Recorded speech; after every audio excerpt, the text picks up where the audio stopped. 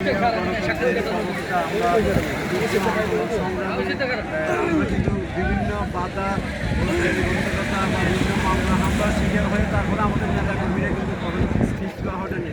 জিয়াউর রহমান সমাজ কল্যাণ পরিষদের আসলে একটা লক্ষ্য উদ্দেশ্য, সেটা হচ্ছে কত শিশু থেকে শুরু করে অসুস্থ ব্যক্তিদের বা নেতাকর্মীদের পাশে সবসময় মানবিক সেবামূলক কর্মকাণ্ড করে আসছে। এটা মানবতার আত্মমানবতার সেবামূলক একটা প্রতিষ্ঠান। রাজনীতির পাশাপাশি সামাজিক কর্মকাণ্ডে সম্পৃক্ত শহীদ রাষ্ট্রপতি জিয়াউর রহমানের আদর্শে এই সংগঠনটি আসলে হাঁটি পা করে দ্বিতীয় 30 বছরের পদচারণা চলছে। এখন আমরা আসলে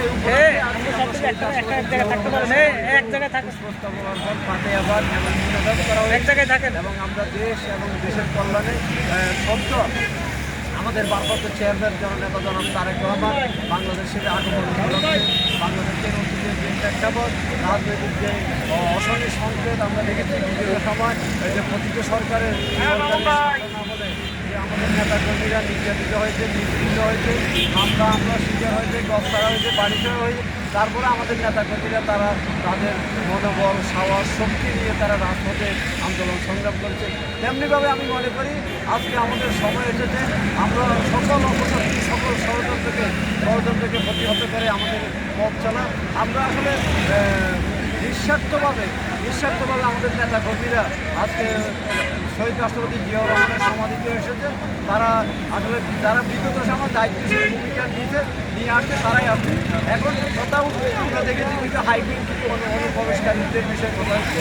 এটা আমরা মনে করি আমাদের তৃণমূলের নেতারা যদি সক্রিয় থাকে, তৃণমূল নেতারা যদি তাদের অতীতের যে বন্ধন, সেই বন্ধনটা আরও অটুট রাখে, তাহলে আমার মনে হয় অনুপ্রবেশকারী বা নবাগতদের কোনো অবস্থায় স্থান পাওয়া যাবে না এবং স্থান দেওয়ার নয়। আমি মনে করি যারা বিগত সময় দায়িত্বশীল ভূমিকা নিয়ে আন্দোলন সংগ্রাম করেছে, যারা আর্থিকভাবে ক্ষতিগ্রস্ত হয়েছে, যারা বিভিন্ন মামলা শিকার হয়েছে, আগে তাদেরকে মূল্যায়ন করতে হবে। আমার নেতা বিএনপির ভারপ্রাপ্ত চেয়ারম্যান জনাব তারেক রহমান বলেছিল যে ছেলেটি মিছিলের শেষ থাকবে তাকে আমরা যথাযথ মূল্যায়ন করবো। ইনশাল্লাহ আমি মনে করি মূল্যায়নের সময় এসেছে। আমরা এখানে কে কী পেয়েছি সেটা বড় কথা নয়।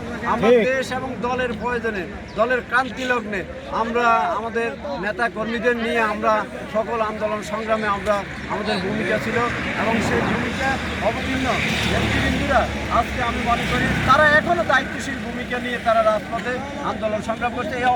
এই আন্দোলন সংগ্রাম আমাদেরকে অব্যাহত রাখতে হবে। তারপরে আমরা আমাদের সামাজিক বিপ্লব ঘটাতে হবে, সামাজিক বলয় প্রয়োগ করতে হবে। আমরা রাজনীতির পাশাপাশি আমরা যদি সমাজ কল্যাণে আমরা যদি উদ্বুদ্ধ না হয়, সমাজ কল্যাণে যদি আমরা মনোযোগ না দিই, তাহলে আমরা রাজনীতি এক শ্রেণীর লোক এখন রাজনীতির পেশা মনে করছে। আমরা এটা পেশা নয়, আমরা এটা নেশা আমি মনে করি।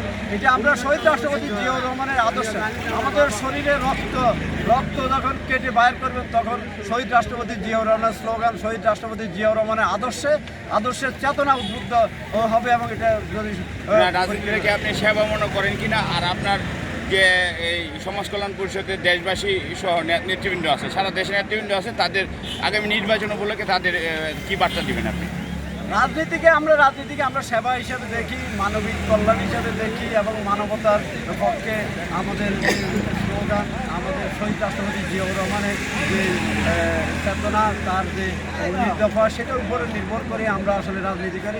আমি দেশবাসীর উদ্দেশ্যে বলতে চাই, আসলে এই সামাজিক সংগঠনটি হাঁটি পা করে 26তম প্রতিষ্ঠাবার্ষিকী পদার্পণ করতে যাচ্ছে। আজকে আমরা সেই উপলক্ষে আমরা শহীদ রাষ্ট্রপতি জিয়াউর রহমানের সমাধিতে আমরা সুস্থতা এবং আমি মনে করি আগামী জাতীয় সংসদ নির্বাচন, সেই নির্বাচনে আমাদের নেতৃবৃন্দু দানের শীষের পক্ষে আমরা দলের শীর্ষ পর্যায়ে বা যারে যেখানে মনোনীত করা হয়েছে তার পক্ষে আমাদেরকে সবাইকে কাজ করতে হবে। এখানে বাইরের অনুসারী বা অমুক গ্রুপের উদ্যোগ থেকে আমরা সবাই কাঁধে কাঁধ মিলিয়ে দলের শীষের পক্ষে কাজ করে দলের